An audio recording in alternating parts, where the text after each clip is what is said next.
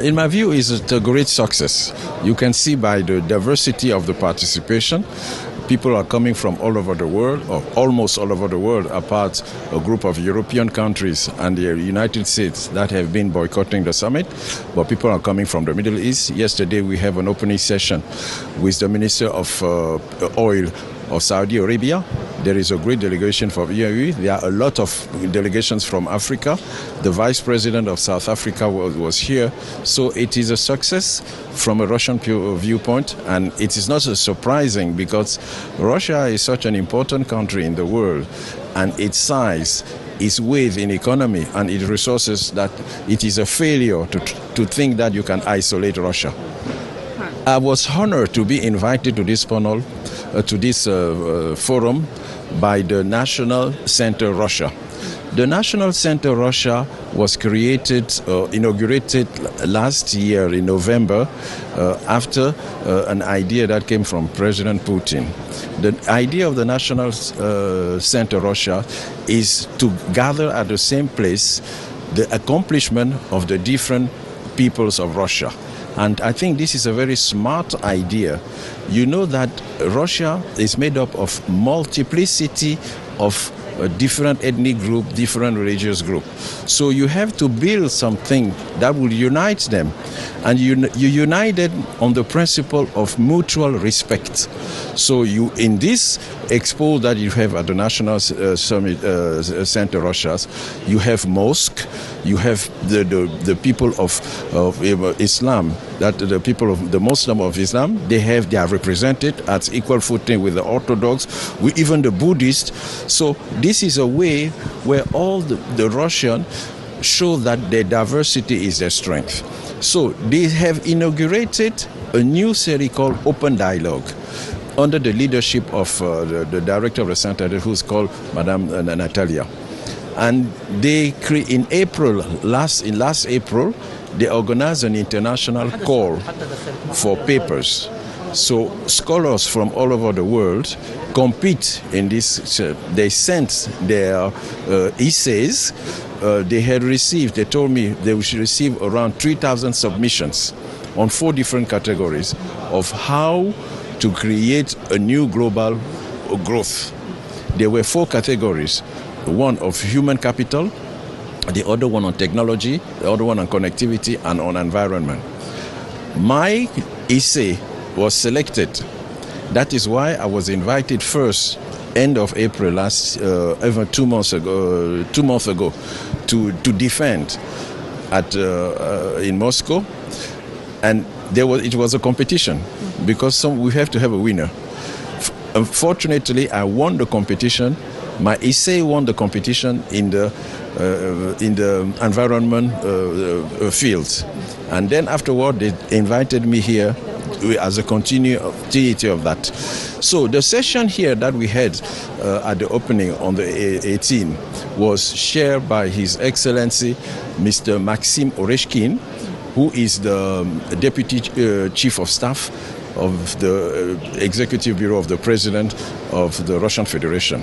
My topic during this session was to answer one question: how can Africa become a new driver of global growth? How can Africa become a new driver of global growth? My answer was very simple. We are here working under the heading of open dialogue, that is open to the world. So my answer to the question, how can Africa become a new driver of global growth, is to say that, to make a comparison. And I said that the potential in Africa exceeds that of China and the United States combined. People are not accustomed to this. People used to say, oh, Africa is poor, yes, Africa is poor. My thesis as a scholar is that Africa's potential, if it is exploited properly, Africans will be richer than the United States and China combined. And people will say, oh, how is this possible? Africa poor, blah, blah, blah, blah. I say, no. You have to look at the facts. And you will see that Africa is extraordinary. I have come with a new concept of economics that we call the foundational economic potential. 3 words: foundational economic potentials. So just look at what I make a comparison. On one table you have Africa, on the other you have USA and China. What are the potentials? The first potential in a country is the demographic. Compare the 2 demographics. Africa demographic is extraordinary. What is happening in Africa since the middle of the 50s has never happened in the world. Never. The population growth that we are witnessing in Africa is extraordinary.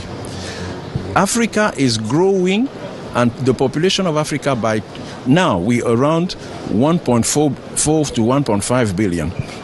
But in 25 years, you will add 100 billion. What is the population of China? The population of China is going down. And even the population of United States. The United States population is not going down only because you have immigrants who are coming and who will say. So in terms of population, Africa is always superior to America. But you don't look at the population in global terms. You look at the structure of the population. The population in Africa is young. It is the youngest population on earth. Means that at least a minimum of 300 million are know-how to this population, and you have to have a health system that make them healthy to be productive. So how we can achieve that as African countries? It is very. I represent one of the African It countries. is very, very easy. I don't understand why people do not understand this. It is very easy to make African wealthy. The first condition is African unity. And you are from Egypt, you know that President Gamal Abdel Nasser, who I admire very well, because he was a great African and he was a great Pan-Africanist. President Nasser understood, starting with the Arabic words, and the people did not follow him, that if Arabs are united, there will be a strength. There will be a force that nobody can beat.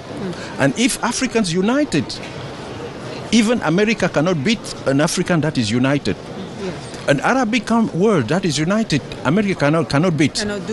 وكانت مملكة البحرين ضيف شرف منتدى سان بطرسبرغ الاقتصادي التي أبرمت 12 اتفاقية في العديد من القطاعات الثقافية والسياحية والاقتصادية. وتتزامن هذه الاستضافة في الذكرى 35 على تبادل العلاقات الدبلوماسية والاقتصادية بين البلدين.